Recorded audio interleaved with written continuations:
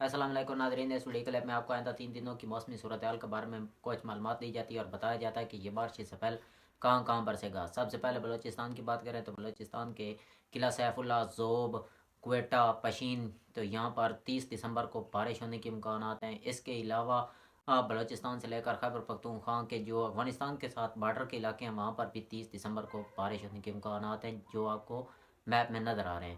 اس کے علاوہ 30 دسمبر کو گلگت میں بھی اچھی اور تسلی بخش بارش ہونے کے امکانات ہیں۔ 31 دسمبر کی بات کریں تو سندھ کے جو ٹھٹھا اور تھرپارکر کے علاقے ہیں وہاں پر بھی اچھی بارش ہوگی، پٹی کی صورت میں ہوگی۔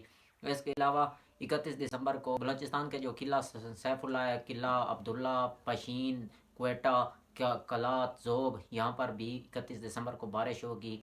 اس کے علاوہ 31 دسمبر کو خیبر پختونخوا اور گلگت میں مزید بارش ہوگی۔ خیبر پختونخوا کے جو شمالی پہاڑی علاقے ہیں وہاں پر پہلے سے زیادہ برف باری ہونے کے امکانات ہیں 31 دسمبر کو، اور ساتھ بارش بھی ہوگی۔ اس کے علاوہ 31 دسمبر کو رائے زون کے علاقے ہیں وہاں پر بھی کچھ بارش ہونے کے امکانات ہیں۔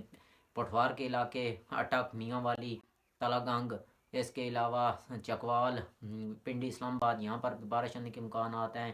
مری میں کچھ ہلکی پھلکی بارش ہوگی۔ اس کے علاوہ وسطی پنجاب کی بات کریں تو وسطی پنجاب کا فیصل آباد، ٹوبہ، سہیوال، یہاں پر تسلی بخش بارش ہونے کے امکانات ہیں۔